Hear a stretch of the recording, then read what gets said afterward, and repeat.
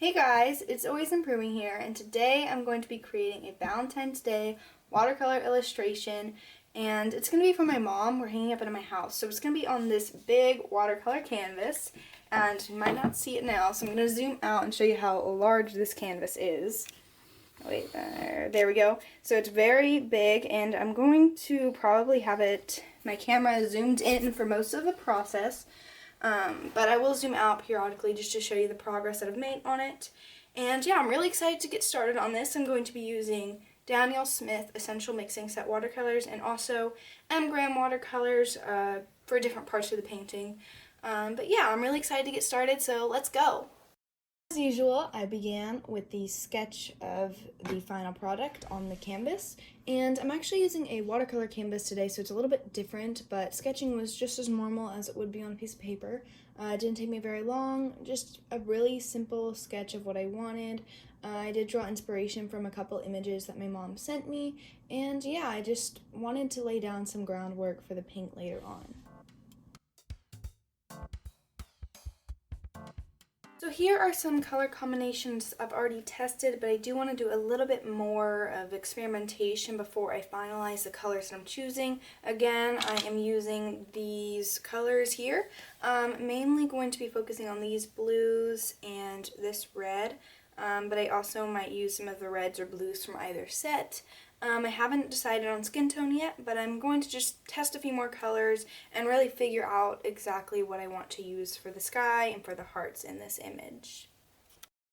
After testing out those colors, I moved back to the watercolor canvas and started to add the sky color, and I just wanted to give a background to all the other things, so I went around the clouds and where I wanted the hearts to be, and of course the hands, just so the blue wouldn't mess with the colors later. But here's where that watercolor canvas thing started to get to me. It started hindering my progress because it was so different and it really did not behave the way I wanted it to. It didn't react with those watercolors how I would like it to. It instead didn't really absorb the watercolors well. It made it kind of pool on top of it, so it made the colors, made these weird textures with the blue, and made the sky look really weird. So I wasn't really happy with how it was turning out at first, but I would hope that as I moved on in the painting, maybe I could, like smooth out those gradients and make it look a little better. After adding that sort of flat wash of color in the background, I did add a little bit of gradient to the overall sky. I made the top half of the painting a little bit darker than the bottom, just to add some variation and some interest to the piece.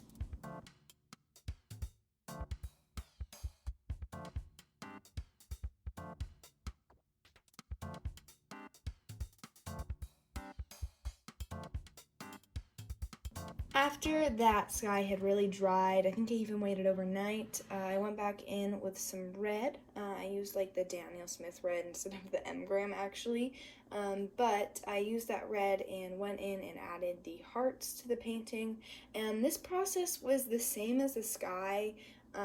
It was really annoying because my desk is at a very slight slant, I guess, that I didn't really know of, I wasn't aware of, and because that canvas didn't absorb the paint right away, it created all sorts of textures, and the water would pool at the bottom of the hearts, and I really wanted it to be a flat wash of color, and I was really struggling to get that effect, but I did end up just going through and adding all of those and hoping that later I could fix them as I would with the sky. But yeah, I just added the flat wash of color of red to all of the hearts in the image in this step. Here you can see me fixing some of the hearts before I move on into the clouds of the piece. I was kind of excited for these, but also a little nervous. I don't really paint that many clouds, especially where like they're so detailed and like up close to the viewer. So I was pretty excited to try this out. I ended up just mixing some sort of a cool gray color and using the knowledge I have along with a few reference photos of real clouds to develop and to create the right shadows that I needed.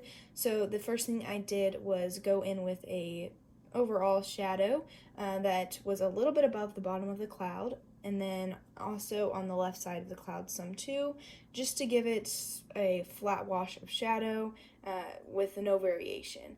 After doing that, though, I did want to add some darker bits and some lighter bits to those shadows, and that was really easy to do, and I was really liking how those clouds were turning out in contrast to the sky and to the hearts in the beginning. After adding that base coat shadow to those clouds, I went back in with some blue and kind of tried to fix up that sky, and also adding like blue reflective light onto the clouds because I feel like that it would make it look more realistic and just have an overall better look to it. So I did that, and then I went back in with a more, I want to say a more warm toned gray, I guess, that was a bit darker to add just those last details that I wanted to in those clouds. I thought that the ones at the bottom were a lot more detailed than the ones at the top, so I wanted to smooth out all those details and really just make those match, make them look like they were all part of the same sky, all the same level of detail, and yeah, just a part of the same picture. Finally, after finishing those clouds and smoothing out all those bits in the sky that I would like, I moved on to the hands at the bottom, just added some flat wash of color. It did take me a bit originally when I was sketching these to really get the shape that I wanted. It was just difficult. I don't know why. I wanted to add like unique things, but I ended up just going with a plain set of hands just pointing upwards. It wasn't anything fancy, but I just added a flat wash of color to those hands at the bottom of the page. There was a bit of footage that got left out after these hands. I'm not sure why the camera didn't capture this, but I basically went in with a white color mixed with some blue to smooth out the sky, and I think that helped a lot, that it made it look more of a flat wash of color, a flat gradient, rather than having all those textures in there. But I was really happy with how that white was reacting with the painting, and I think it made it look a lot better in the end.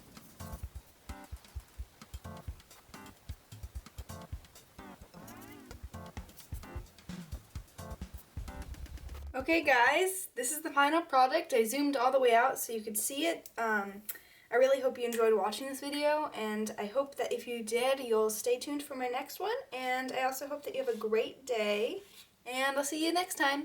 Bye!